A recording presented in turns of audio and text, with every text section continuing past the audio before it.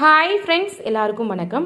கர்ப்ப காலத்தில் எல்லா கர்ப்பிணி பெண்களும் நிறைய பேர் என்கிட்ட கேட்ட கொஷின்னா, கர்ப்ப காலத்தில் எனக்கு சளி அதிகமாக இருக்குது, இரும்பல் அதிகமாக இருக்குது, தொண்டை அப்போ வலிக்குது, ஒரு மாதிரி ட்ரை ஆகிடுது, தலைவலி அளவுக்கு அதிகமாக இருக்குது, இதனால் குழந்தைக்கு ஏதாச்சும் ஆகுமா, இதெல்லாம் பண்ணுறதுக்கு கண்டிப்பாக டேப்லெட் சாப்பிடணுமா, அப்படி டேப்லெட் சாப்பிட்டா குழந்தைக்கு ஏதாச்சும் ஆகிடுமா, சரி வீட்டில் எப்படி சரி பண்ணுறது, இது மாதிரி நிறைய விஷயம் கேட்குறீங்க. ஸோ உங்களுக்கு கிளியராக இதில் சொல்கிறேங்க. கண்டிப்பாக கர்ப்ப காலத்தில் நம்ம உடம்புல 2 ஹார்மோன் அதிகமாக சுரக்கும், ஈஸ்ட்ரோஜன் ப்ரோஜெஸ்ட்ரான் சொல்லிட்டு ஹார்மோன் ஏற்றத்தழவுகள் அதிகம் நம்ம உடம்புல நடந்துகிட்டே இருக்கும். அதனால நம்ம உடல் உபாதைகள் நிறைய அளவுக்கு அதிகமாக இருக்கும். நம்ம ப்ரெக்னன்சிக்கு முன்னாடியே சரி, ப்ரெக்னன்சி டைமில் நிறைய ஃப்ரூட்ஸ் எடுத்துப்போம் இல்லைங்களா.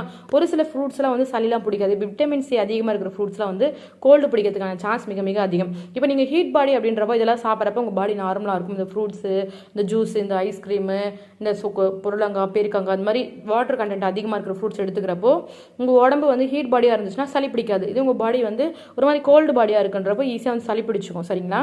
ஸோ கர்ப்ப காலத்தில் உங்களுக்கு இது மாதிரி சளி பிடிச்சிச்சு அப்படின்றப்போ ஒன்றுமே இல்லைங்க, நல்லா சூடாக பாலை காய்ச்சி அதில் கொஞ்சோண்டு 1/2 டீஸ்பூன் அளவு மிளகு போட்டு தூள் போட்டு கொஞ்சோண்டு மஞ்சத்தூள் போட்டு குடிச்சிங்க அப்படின்றப்போ ஆட்டோமேட்டிக்காக க்யூர் ஆகிடும்.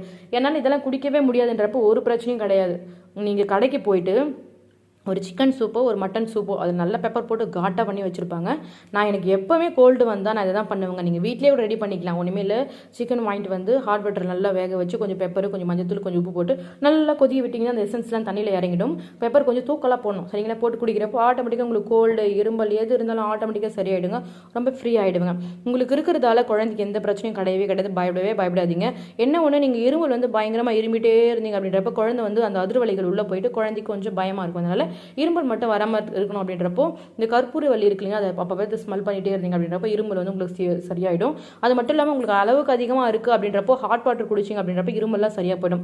சரிங்க, தொண்டை வலி இருக்குது, எதனாலங்க இருக்குது அப்படின்னு நிறைய பேர் கேட்குறீங்க. த்ரோட் பெயின், நெஞ்சரிச்சல், அஜீரண கோளாறு, செரிமான பிரச்சனை நம்ம குடலில் நடக்குது இல்லைங்களா, அதனால கூட உங்கள் தொண்டை வலி அளவுக்கு அதிகமாக இருக்கலாம். ஹெட்ஏக் அதிகமாக இருக்குன்னு கேட்குறீங்க. ப்ரெக்னன்சி டைமில் நம்ம நிறைய விஷயத்தை பற்றி யோசிப்போம். நம்ம நார்மல் டெலிவரி ஆகுமா, நமக்கு சி செக்ஷன் ஆகுமா, குழந்தை பிறந்த எப்படி பார்த்துக்கிறது, எந்த ஹாஸ்பிட்டல் போய் சேருது, டாக்டர் நார்மல் டெலிவரி பண்ணுவாங்க, அது மாதிரி நிறைய விஷயங்கள் யோசிச்சுட்டே இருக்கும். அது மட்டும் இல்லாமல் நம்ம தலைக்கு நிறைய குளிப்போம். நம்ம நார்மலாக ஹெட் பாத் பண்ணுறதுக்கும் ப்ரெக்னன்சி டைமில் பண்ணுறதுக்கும் ரொம்ப டிஃப்ரென்ஸ் அதிகமாக இருக்குது. நார்மல் டைமில் பண்ணுறப்ப எந்த பிரச்சனையும் கிடையாது. ஒரு தலைவலி வந்தால் கூட நார்மல் தான். பட் ப்ரெக்னெண்ட்டாக இருக்கிறப்ப பண்ணிங்கன்னா உடம்பு ரொம்ப ரொம்ப சத்துக்கள் ரொம்ப கம்மியாக இருக்கும். ரொம்ப தசைகளை ரொம்ப தளர்வடைஞ்சிருக்கும். இந்த மாதிரி டைமில் குளிச்சிங்க அப்படின்றப்போ கழுத்து பகுதியில் தண்ணி இறங்கிடும். ஸோ இப்போ கொஞ்ச நேரம் தூங்கிட்டீங்கனாலோ லைட்டாக கண்ணு இறங்கிட்டீங்க அப்படின்றப்போ தலைவலியாக கிரியேட் ஆகிடும். ஸோ இதுக்கு நீங்கள் என்ன பண்ணணும்னா ஒரே ஒரு சொல்யூஷன் தான் குடிப்பீங்க. நல்ல கார சரமாக சூடாக ஏதாச்சும் எடுத்துக்கிட்டீங்க அப்படின்றப்போ ஆட்டோமேட்டிக்காக க்யூர் ஆகிடும். சரிங்களா. சரி, எனக்கு ரொம்ப ரொம்ப அதிக அளவு இந்த மாதிரி பிரச்சனை இருக்குது, என் குழந்தைய தாக்குனா, உங்கள் குழந்தைக்கு இதனால் ஒரு பிரச்சனையும் ஆகாது. உலக குழந்தை ரொம்ப ரொம்ப ஆரோக்கியமாக இருப்பாங்க. அவங்க எந்த ஒரு பிரச்சனையும் இல்லாமல் இருப்பாங்க. சூப்பு குடிக்க சொன்னேன் இல்லைங்களா. ரெண்டாவது முக்கியமான விஷயம் நீங்கள் பால் குடிக்கணும்னு சொன்னேன் இல்லைங்களா. அதாவது பால், கொஞ்சம் பெப்பர், கொஞ்சம் மஞ்சத்தூள் இது போட்டு குடிக்கணும். சரிங்களா. அடுத்து அப்பப்போ உங்கள் தொண்டையில் சுடுதண்ணியை ஊற்றி கொஞ்சம் உப்பு போட்டு நல்லா அந்த கொப்பளிப்பாங்க இல்லைங்களா, அது மாதிரி அப்பப்போ பண்ணிகிட்டே இருக்கணும். இந்த இரும்பல் சளிலாம் உங்களுக்கு அளவுக்கு அதிகமாக இருக்குன்றப்ப இது பண்ணிகிட்டே இருக்கணும். அதை ஸ்டாப் பண்ணாமல் பண்ணிகிட்டே இருக்கணும்.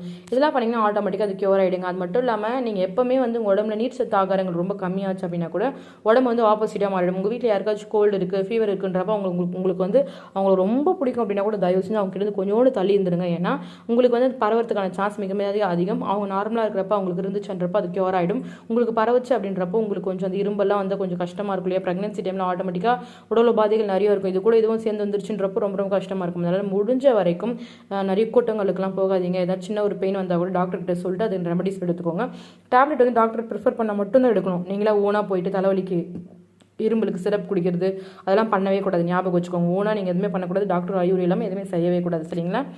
இந்த கோல்டுக்கு இவ்வளோ தாங்க டிப்ஸு. நீங்கள் மோஸ்ட்லி நான் சொல்கிற ஒரே ஒரு டிப்ஸ் தாங்க. நீங்கள் இந்த சூப் குடிச்சிங்கனாவே உங்களுக்கு சரியாக போயிடுங்க. ரொம்பலாம் போட்டு யோசிச்சுட்டே இருக்காது. உங்களுக்கு வெஜ் சூப் பிடிக்குன்னா வெஜ் சூப் குடிங்க. காளான் சூப்பு, வெஜிடபிள் சூப்பு. இன்னும் அங்கே கொஞ்சம் காரம் கம்மி போட்டிருந்தா கூட ஒரு ஸ்பூன் பெப்பர் அதிகமாக போட்டுக்கோங்க. பெப்பர் அதிகமாக போடுறதுல எந்த பிரச்சனையும் ஆக போகிறதே கிடையாது. சரிங்களா. Okay friends, thank you so much. பாய்.